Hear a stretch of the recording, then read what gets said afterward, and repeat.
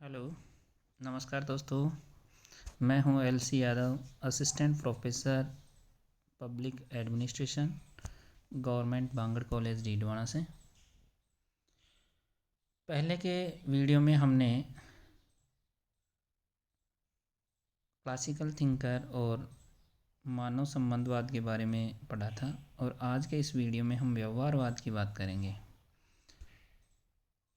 व्यवहारवाद में हम व्यवहारवाद की भूमिका, व्यवहारवाद का अर्थ, मानव संबंध उपागम और व्यवहारवाद में क्या अंतर है ये, और व्यवहारवाद की क्या मूल मान्यताएं हैं और इसके कौन कौन से चिंतक हैं, इसके बारे में हम बात करने वाले हैं। तो सबसे पहले आपको पता है कि लोक प्रशासन में क्लासिकल थिंकर आए थे। क्लासिकल थिंकर का मुख्य रूप से प्रतिनिधित्व किया था हेनरी फेयोर, लूथर गुलिक और मैक्स वेबर, टेलर इत्यादि मुख्य रूप से क्लासिकल थिंकर थे, या इन्हें हम संरचनावादी चिंतक भी कहते हैं, क्योंकि इन्होंने संरचना, प्रक्रिया और सिद्धांतों पर सबसे ज़्यादा बल दिया था। बल्कि उसके बाद में दूसरा जो पैराडिम आता है वो आता है मानव संबंधवादी विचारधाराओं का। मानव संबंधवादी विचारधाराओं में हमने एल्टन मेयो और मैरी पार्कर फोलेट के जो सिद्धांत हैं उनके बारे में देखा था। और व्यवहारवाद में मुख्य रूप से हम बात करेंगे चेस्टर बर्नार्ड और हर्बर्ट साइमन की। तो आपको पता है कि 1920 से ये संगठन में मनुष्यों का अध्ययन प्रारंभ हुआ था, क्योंकि इस समय तक संरचनावादी चिंतक, या हम शास्त्रीय चिंतक बोलें या बोलें क्लासिकल थिंकर, उनके सिद्धांत अपना प्रभाव खोने लगे थे और संगठनों में नई समस्याएं जन्म ले रही थी। संगठनों के नए नए ढंग से समझने की आवश्यकता महसूस की जा रही थी। और इसी काल में मेयो ने अपने अध्ययन से ये जानने की चेष्टा की थी कि क्या औपचारिक संरचना, दृढ़ नियम और प्रक्रियाओं के अतिरिक्त भी संगठन में कुछ ऐसा है जो उत्पादन बढ़ाने में सहायक हो सकता है। तो इस बात में मेयो ने बताया कि संगठन में मनुष्य हैं और मनुष्य के जो आपसी संबंध होते हैं उनको समझकर भी हम संगठन में उत्पादन बढ़ा सकते हैं, न कि संरचना और दृढ़तावादी सिद्धांतों के अलावा। अगर मानव और मानव संबंधों पर ज़्यादा जोर दिया जाए तो इससे संगठन में ज़्यादा उत्पादन बढ़ता है। और इसी क्रम में मेयो ने संगठन में मानव को समझने की चेष्टा की, जिसका बाद में व्यवहारवादियों ने विकास किया और सामाजिक मनोवैज्ञानिक उपागम विद्वानों ने इसे पूर्णता प्रदान की थी। अब हम देखते हैं मानव संबंध उपागम और व्यवहारवाद में मुख्य रूप से क्या अंतर है।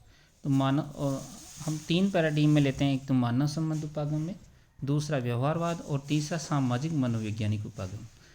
तो मानव संबंध उपागम में मुख्य रूप से एल्टन मेयो और मैरी पार्कर फोलेट थे, और उन्होंने ये विचारधारा बताती है कि संगठन में जो कार्यरत जो मनुष्य होता है उसके आपसी संबंध, एक दूसरे के संबंध कैसे हैं, इनको समझने का प्रयास मानव संबंधवादी विचारधारा करती है। और मानव संबंधवादी विचारधारा मुख्य रूप से औपचारिक और अनौपचारिक संबंध इस विचारधारा के केंद्र बिंदु होते हैं कि औपचारिक संगठन में कैसे संबंध होने चाहिए, और साथ साथ में औपचारिक संबंधों के साथ साथ अनौपचारिक संबंधों की विद्यमानता भी रहती है। इसके बाद में आते हैं व्यवहारवादी विचारधारा। व्यवहारवाद में मूलतः मानव व्यवहार का अध्ययन किया जाता है, और मानव व्यवहार में जो संगठन में कार्यरत व्यक्ति के अंतर्मन, मूल्य व्यवस्था और व्यक्तित्व का निर्माण करने वाले कारकों को समझने की चेष्टा करता है। इसके बाद में आता है इसका मुख्य रूप से व्यवहारवाद का मुख्य रूप से प्रतिनिधित्व करेंगे चेस्टर बर्नार्ड और हर्बर्ट साइमन। उसके बाद में आता है सामाजिक मनोवैज्ञानिक उपागम। सामाजिक मनोवैज्ञानिक उपागम से अभिप्राय है कि संगठन में कार्यरत व्यक्ति की सक्षमताओं का पूर्ण उपयोग कैसे किया जाए, किस प्रकार के संगठन और प्रशिक्षण इत्यादि का उपयोग किया जाए कि संगठन में कार्यरत व्यक्ति की जो सक्षमताएं हैं वो बढ़ जाएं, कि जैसे ट्रेनिंग देना, मोटिवेशन, मनोबल, ये चीज़ें जो थी वो सामाजिक मनोवैज्ञानिक उपागम वाले जो विचारक थे उन्होंने ज़्यादा महत्व दिया, जैसे कि क्रिस अर्गरिस है, मैग्रेगर हैं, या जो मोटिवेशन के जो हैं वो था आवश्यकता सोपान जिन्होंने दिया था, मास्लो थे, इन्होंने इस उपागम को आगे बढ़ाया। अब हम बात करते हैं व्यवहारवाद का क्या अर्थ होता है। व्यवहारवाद पर हम आते हैं। तो व्यवहारवाद का मुख्य रूप से व्यवहारवाद एक शोध प्रविधि है जो संगठन में मनुष्य के व्यवहार को समझने हेतु व्यवहारवादी वैज्ञानिकों जैसे कि मनोविज्ञान, मनोचिकित्सा, अनुप्रयोज्य अर्थशास्त्र, सामाजिक भूगोल और राजनीति विज्ञान एवं कानून के अनुप्रयोज्य भागों का विश्लेषण करती है। व्यवहारवाद की जो मूल मान्यताएं हैं उनको हम एक एक के क्रम में समझते हैं। पहली व्यवहारवाद की मूल मान्यता क्या थी कि व्यवहारवाद संगठन को एक सामाजिक व्यवस्था मानता है, कि संगठन एक सामाजिक व्यवस्था है। जिस प्रकार हम समाज में एक परिवार की व्यवस्था होती है, उसी प्रकार संगठन भी एक सामाजिक व्यवस्था है जो वस्तुओं के उत्पादन, जैसे उसका उद्देश्य क्या होता है कि वस्तुओं का उत्पादन और अपने सदस्यों के लिए संतोष का सर्जन और आवंटन करने के लिए अस्तित्व में आता है। जिस प्रकार परिवार एक दूसरे की हेल्प करने के लिए, एक दूसरे की विपदा में सहयोग करने के लिए, एक दूसरे की खुशी में साझा होने के लिए अस्तित्व में होता है, वैसे ही संगठन समाज में वस्तुओं के उत्पादन और जो संगठन में जो मनुष्य शामिल होते हैं या जो सदस्य शामिल होते हैं उनको संतोष का आवंटन और सर्जन के साथ साथ उनका आवंटन करने के लिए अस्तित्व में आता है। दूसरी मूल मान्यता इसकी यह है कि व्यवहारवाद पूर्ण तार्किक संगठनिक अवधारणा को अस्वीकार करता है कि जो संगठन होता है वो पूर्ण रूप से तार्किक नहीं होता है। क्यों नहीं होता है?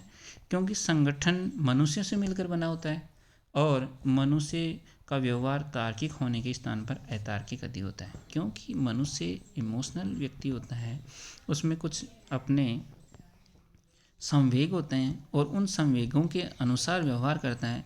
इसलिए जो व्यवहार अगर किसी संवेगों से, इमोशनलिटी से अगर प्रभावित होता है तो वो कभी भी रेशनल नहीं हो सकता, तार्किक नहीं हो सकता। इसलिए व्यवहारवाद ये कहता है कि जो संगठन होता है वो कभी भी पूर्ण तार्किक नहीं हो सकता, उसमें निश्चित रूप से मनुष्य की भावनाएं शामिल होगी, इसलिए वो पूर्ण रूप से तार्किक न होकर अतार्किक ही रहेगा। इसकी तीसरी मान्यता हम इस प्रकार देख सकते हैं कि मनुष्य तार्किक व्यवहार करने में सक्षम होते हैं, फिर भी मनुष्य का व्यवहार अतार्किक की ओर अधिक होता है, क्योंकि मनुष्य का व्यवहार मूल्य, पूर्वाग्रहों, अचेतन, भय और भविष्य की अनिश्चितताओं से निर्देशित होता है। नेक्स्ट, व्यक्ति के व्यवहार को मूल्य और तथ्य प्रभावित करते हैं। प्रत्येक व्यक्ति अपने मूल्यों के अनुसार स्थिति को देखता है, लेकिन जब अन्य उसी स्थिति को उसी दृष्टि से नहीं देखते तो व्यक्ति को लगता है कि अन्य लोग सत्य को तोड़ मरोड़ रहे हैं। इससे संगठन में विवाद और तनावों का जन्म होता है। अतः व्यवहारवादी सुझाव देते हैं कि संगठन में लोगों को तथ्यों के आधार पर व्यवहार करना सिखाया जाना चाहिए। इससे हम ये कह सकते हैं कि व्यवहार मूल्य और तथ्य दो तत्वों पर आधारित होता है, लेकिन व्यवहार हमेशा मूल्यों की ओर ज़्यादा झुका हुआ होता है। बल्कि हमें संगठन को अगर बिल्कुल सही ढंग से और लंबे समय तक चलाना है तो हमें मूल्यों की बजाय तथ्यों पर ज़्यादा ध्यान देना चाहिए और हमेशा तथ्य आधारित व्यवहार करने के लिए प्रयास किया जाना चाहिए। नेक्स्ट है कि व्यवहारवादी रेखांकित करते हैं कि जब लोग सामूहिक उद्देश्य को प्राप्त करने के लिए मिलकर कार्य करते हैं तो लोगों को एक दूसरे को समझना चाहिए। अतः व्यवहारवादी उन कारकों पर ध्यान देते हैं जो मनुष्य के आधारभूत व्यक्तित्व, उसकी आवश्यकता, उसके विचारों और उसकी भावनाओं को निर्धारित करते हैं। नेक्स्ट है कि व्यवहारवादियों के अनुसार संगठन में नियमों, प्रतिनियमों, तार्किकता के अतिरिक्त बहुत कुछ होता है। संगठन में प्रत्येक व्यक्ति अद्वितीय होता है तथा उसमें कार्यों में कुछ व्यक्तिनिष्ठता या सब्जेक्टिविटी होती है। अर्थात संगठन को पूर्ण रूप से ऑब्जेक्टिव नहीं बनाया जा सकता, उसमें सब्जेक्टिविटी विद्यमान रहती है जो व्यक्तियों के मूल्यों के कारण होती है। व्यवहारवादी मानते हैं कि किसी भी संगठन को अधिक उत्पादक बनाया जा सकता है यदि संरचना को अनौपचारिक कम दृढ़ और लोकतांत्रिक बना दिया जाए, ताकि संगठन में सभी स्तरों के लोग निर्णयों में सहभागिता कर सकें। व्यवहारवादी उनके जो संरचनावादी हैं या शास्त्रीय विचारक हैं, उनके विपरीत ये बताते हैं कि संगठन को अधिक अगर उत्पादन लेना है संगठन में तो लोचशील बनाया जाना चाहिए, उसको संरचना की बजाय कम दृढ़ और लोकतांत्रिक बना दिया जाना चाहिए कि व्यक्ति को पहल करने की या व्यक्ति को अपने विचारों को साझा करने की छूट दी जानी चाहिए, जिससे क्या होगा कि लोग निर्णयों में सहभागिता करेंगे और निर्णयों में सहभागिता करेंगे तो संगठन को ज़्यादा फायदा होगा और संगठन ज़्यादा उत्पादकता करेगा। उसी प्रकार व्यवहारवादियों के अनुसार संगठन में प्रत्येक व्यक्ति एक या एक से अधिक अनौपचारिक समूह के सदस्य होता है और इन अनौपचारिक समूहों का अपने सदस्यों पर गहरा प्रभाव होता है। इन समूहों में की अपनी अनौपचारिक कार्य संहिता और उद्देश्य हो सकते हैं। प्रबंधकों को इन अनौपचारिक समूहों का उपयोग सांगठनिक लक्ष्यों की प्राप्ति के लिए करना चाहिए।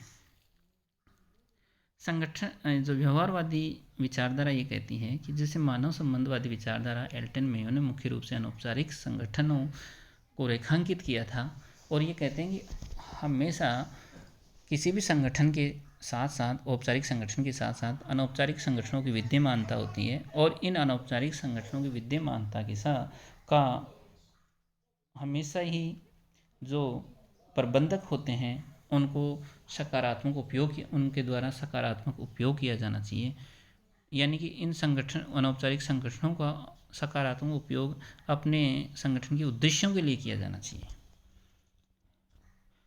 नेक्स्ट है कि परिवर्तन अपरिहार्य है, लेकिन व्यवहारवादी मानते हैं कि यदि परिवर्तनों के ऊपर से लादा गया तो ये व्यक्ति में असुरक्षा की भावना को जन्म देते हैं, लेकिन यदि समस्या का समाधान में सभी को भागीदार बना दिया जाए तो इससे न केवल बेहतर समाधान प्राप्त किए जा सकते हैं बल्कि सभी सदस्यों को मनोबल भी बढ़ाया जा सकता है।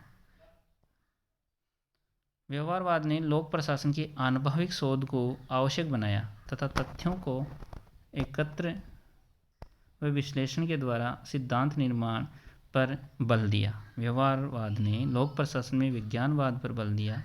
विश्लेषक साइमन यानी हर्बर्ट साइमन ने अपने तार्किक प्रत्यक्षवाद के द्वारा लोक प्रशासन के विज्ञान को विकसित करने पर बल दिया। इस प्रकार हम सारांशतः ये कह सकते हैं कि व्यवहारवादी विचारधारा शास्त्रीय विचारधारा की कमियों से उपजी विचारधारा है, जिसे प्रतिवादी यानी एंटीथेसिस की विचारधारा भी कहा जा सकता है, क्योंकि ये विचारधारा शास्त्रीय विचारधारा की मूल मान्यताओं का खंडन करती है और नई मान्यताएं स्थापित करती है। क्योंकि जो थीसिस थी वो मुख्य रूप से संरचना पर और सिद्धांतों पर बल देती थी, जबकि व्यवहारवादी विचारधारा मनुष्य के व्यवहार पर, उस व्यवहार का किस प्रकार संगठन के लिए सकारात्मक उपयोग किया जा सकता है, इस पर ज़्यादा बल देती है। इसलिए हम पुरानी विचारधारा को पूर्ण रूप से खारिज करती है, इसलिए इसको एंटीथेसिस भी कह सकते हैं हम। इस प्रकार हम आज व्यवहारवादी विचारधारा का मूल सिद्धांत क्या है, व्यवहारवादी विचारधारा किन तथ्यों पर टिकी हुई है, इसके बारे में अध्ययन किया। इसके साथ ही आज का ये वीडियो मैं समझता हूँ कि आपको पसंद आया होगा और इसके साथ ही आप आज के क्वेश्चन भी नोट कर सकते हैं। पहला क्वेश्चन लिखिए, मानव व्यवहारवादी विचारधारा के से जुड़े हुए कोई दो चिंतकों के नाम लिखिए। नेक्स्ट क्वेश्चन है, व्यवहारवादी विचारधारा की मूल मान्यताएं क्या है, विवरण दीजिए। आज का वीडियो यहीं समाप्त होता है। Thank you so much.